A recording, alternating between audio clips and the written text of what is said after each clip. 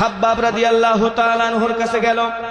যাওয়ার পরে বলতেছে, খাব্বাব শুনলাম তুমি নাকি নবী মুহাম্মাদের ধর্ম গ্রহণ করেছো। হযরতে খাব্বাব রাদিয়াল্লাহু তাআলা আনহু বললেন, হ্যাঁ ধর্ম গ্রহণ করেছি। কাফেরেরা প্রস্তাব দিল, খাব্বাব কেন তুমি তার ধর্ম গ্রহণ করলা?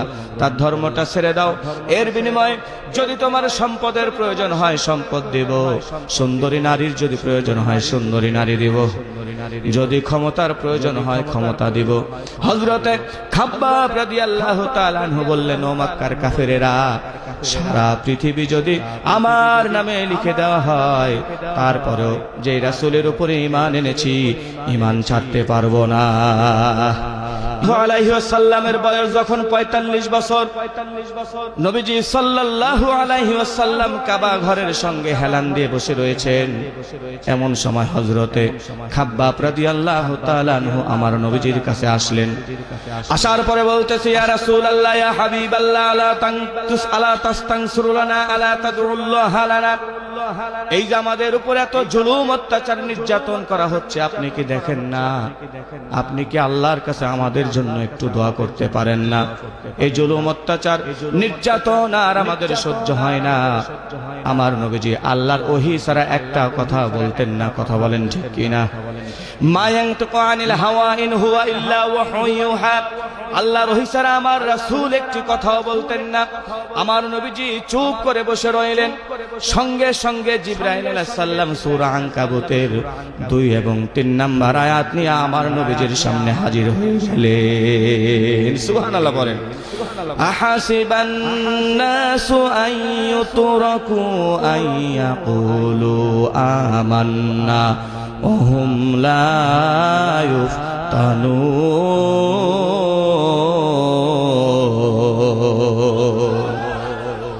আমার নবীজিকে জানিয়ে দেওয়া হলো, হে রাসূল, মানুষ কি মনে করেছে আইয়াকুলু আমান্না, আমরা আল্লাহর উপর ঈমান আনলাম, এতটুকু বললেই মানুষকে ছেড়ে দেওয়া হবে? হুম লা ইফতানুন, অথচ তাদের ঈমানের কোনো পরীক্ষা দিতে হবে না। ওয়ালাকাদ ফাতান্নাল্লাযীনা মিন ক্বাবলিহিম, অতীতে যারাই আমি আল্লাহর উপরে ঈমান এনেছে তাদের প্রত্যেককেই ঈমানের পরীক্ষা দিতে হয়েছে। বলেন সুবহানাল্লাহ। আমার রাসূল হযরতে খাব্বাব রাদিয়াল্লাহু তাআলা আনহুকে ডাক দিয়ে বলতেছে, খাব্বাব ঈমান এনেছো অথচ ঈমানের পরীক্ষা দিবা না, তা তো হতে পারে না। আমার নবীজি হযরতে খাব্বাব রাদিয়াল্লাহু তাআলা আনহুকে বললেন, খাব্বাব ঈমান আনার কারণে অর্ধেক পর্যন্ত মাটির নিচে গিরে ফেলে করার দিয়া ২ টুকরা করে জমিনের বুক থেকে বিদায় করে দেওয়া হয়েছে। শুধুমাত্র ঈমান আনার কারণে শরীর থেকে হাড্ডিগুলো থেকে গোশতগুলো লোহার চিরুনি দিয়ে চেঁচে ফেলা হয়েছে। ঈমান আনার কারণে, দাওয়াতি কাজ করার কারণে আল্লাহর নবী জাকারিয়া আলাইহিস সালামকে দুনিয়ার বুক থেকে ২ টুকরো করে ফেলা হয়েছে। আমার প্রিয় বন্ধুগণ, আমার প্রিয় ভাইরা, এই ২টা আয়াত নাযিল হওয়ার পরে হযরতে খাব্বাব রাদিয়াল্লাহু তাআলা আনহুর ঈমানী শক্তি আরো বৃদ্ধি পেয়ে গেল। হযরত খাব্বাব রাদিয়াল্লাহু তাআলা আনহু পেশায় ছিলেন একজন কামার। কামারের কাছে আপনারা গিয়েছেন কখনো? তার কর্মস্থলে এই যে দা, কাশি, এগুলো কি হিট দেয়, তাই না? আগুনগুলো কেমন করে জ্বলে দেখছেন আপনারা? হযরতে খাব্বাব রাদিয়াল্লাহু তাআলা আনহুর কাছে গেল। যাওয়ার পরে বলতেছে, খাব্বাব শুনলাম তুমি নাকি নবী মুহাম্মাদের ধর্ম গ্রহণ করেছো। হযরতে খাব্বাব রাদিয়াল্লাহু তাআলা আনহু বললেন, হ্যাঁ ধর্ম গ্রহণ করেছি। কাফেরেরা প্রস্তাব দিল, খাব্বাব কেন তুমি তার ধর্ম গ্রহণ করলা? তার ধর্মটা ছেড়ে দাও, এর বিনিময়ে যদি তোমার সম্পদের প্রয়োজন হয় সম্পদ দেব, সুন্দরী নারীর যদি প্রয়োজন হয় সুন্দরী নারী দেব, যদি ক্ষমতার প্রয়োজন হয় ক্ষমতা দিব। হযরতে খাব্বাব রাদিয়াল্লাহু তাআলা আনহু বললেন, ও মক্কার কাফেরেরা, সারা পৃথিবী যদি আমার নামে লিখে দেওয়া হয়, তারপরেও যে রাসূলের উপরে ঈমান এনেছি ঈমান ছাড়তে পারবো না। ঈমানের পথে অবিচল থেকে আমার মরণ যেন হয়। বলেন না একটু, ঈমানের পথে অবিচল থেকে আমার মরণ যেন হয়। তোমারে কাছে মিনতি আমার, তোমারে কাছে মিনতি আমার, মহামহিম দয়াময়, ইমানের পথে অবিচল থেকে আমার মরণ যেন হয়। বলেন আমিন, বলেন আমিন। হযরতে খাব্বাব রাদিয়াল্লাহু তাআলা আনহুকে প্রস্তাব দেওয়া হলো। হযরতে খাব্বাব রাদিয়াল্লাহু তাআলা আনহু প্রত্যাখ্যান করলেন। খাব্বাবকে বলা হলো, ও খাব্বাব, তাহলে জুলুম অত্যাচার নির্যাতন সহ্য করার জন্য প্রস্তুত হয়ে নাও। হযরতে খাব্বাব রাদিয়াল্লাহু তাআলা আনহু বলল, কোনো অসুবিধা নাই আমার, আমাকে যদি কেটে টুকরো টুকরো করে দেওয়া হয় তারপরেও আমি ঈমান ছাড়তে পারবো না। হযরতে খাব্বাব রাদিয়াল্লাহু তাআলা আনহুর দুই হাত বেঁধে ফেললেন, দুইটা পা বেঁধে ফেলেন। জ্বলন্ত অঙ্গারের উপরে হযরতে খাব্বাব রাদিয়াল্লাহু তাআলা আনহুকে শুইয়ে দেওয়া হলো পিঠটা বাঁচানোর জন্য।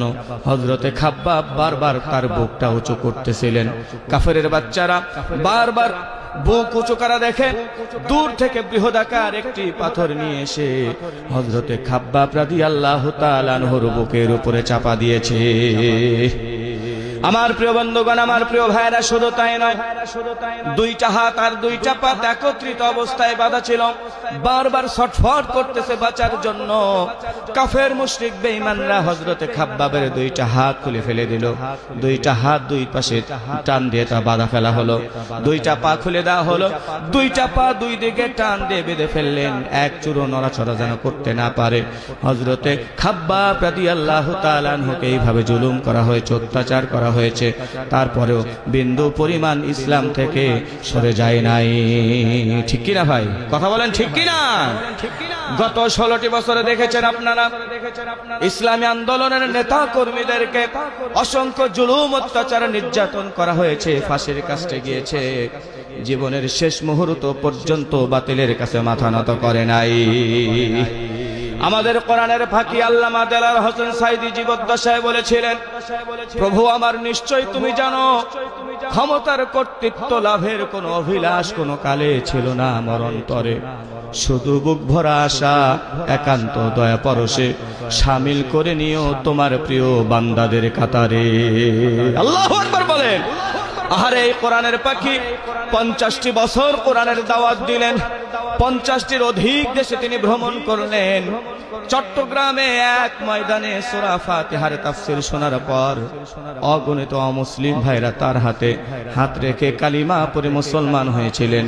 কোরআনের পাখির কোনো অপরাধ নয়, একটাই অপরাধ, তিনি দাওয়াতি কাজ করেছেন, আল্লাহর জমিনে আল্লাহর দ্বীন প্রতিষ্ঠিত করার আন্দোলনে সম্পৃক্ত ছিলেন।